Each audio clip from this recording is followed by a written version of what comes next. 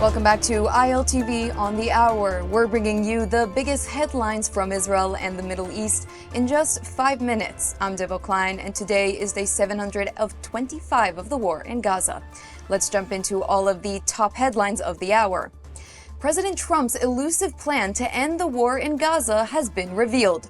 Speaking at a joint press conference with Israeli Prime Minister Netanyahu at the White House, Trump revealed his 20-point proposal with the full approval of Netanyahu. Key points in the plan include the immediate end to the war, a phased withdrawal of Israeli forces to agreed-upon security buffer zones inside the enclave, and the immediate release of every single hostage, both living and dead, within 72 hours of agreement. In exchange, 250 Palestinian security prisoners with life sentences will be released from Israeli prisons, along with 1,700 Gazans that have been detained after October 7th. Their release will come only after all Israeli hostages are returned home. Trump also spoke of the rehabilitation efforts inside Gaza, with his plan including a humanitarian aid operation, reconstruction plans for the enclave, and the surrender of Hamas. Hamas terrorists who wish to surrender their weapons may do so in exchange for a safe way out. Different from his original vision, the voluntary displacement of Gazans has not been mentioned by Trump. Instead, Gazans will be encouraged to stay and rebuild Gaza together with the United States and Israel. Trump is now urging Hamas to accept the deal. He is being backed by 8 leading Arab and Muslim nations, but the plan is contingent in the de-radicalization of Gaza and the disarmament of Hamas, necessary steps to turn the enclave into a terror-free zone and a legitimate partner for potential peace in the future. Let's take a listen to what Trump had to say. But I hope that we're going to have a deal for peace. And if Hamas rejects the deal, which is always possible, they're the only one left. Everyone else has accepted it. But I have a feeling that we're going to have a positive answer. But if not, as you know, Bibi, you'd have our full backing to do what you would have to do.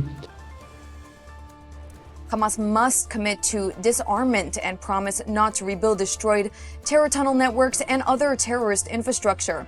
Independent monitors will ensure the full demilitarization of the Gaza Strip, with the United States and international partners working to rehabilitate the Strip into a prosperous, economically stable, and most importantly, peaceful piece of land. Have a listen. To ensure the success of this effort, my plan calls for the creation of a new international oversight body, the Board of Peace, we call it, the Board of Peace, sort of a beautiful name, the Board of Peace, which will be headed, not at my request, believe me, I'm very busy, but we have to make sure this works. The leaders of the Arab world and Israel and everybody involved asked me to do this, so it would be headed by a gentleman known as President Donald J. Trump of the United States. But that's not all. According to Trump, this plan is the first step toward lasting peace in the region, despite Netanyahu repeatedly expressing to Trump his opposition to the creation of a Palestinian state.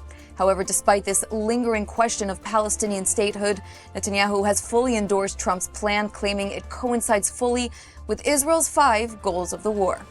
Now, top diplomats from Saudi Arabia, Jordan, the UAE, Qatar, Egypt, Pakistan, Indonesia, and Turkey issued a joint statement praising Trump's, quote, sincere efforts and saying they are ready to work with Washington to achieve these goals.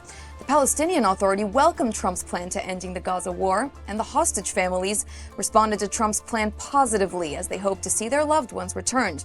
But not all Israelis are sold. The plan does not include any mention of IDF operational freedom like the IDF currently has in southern Lebanon.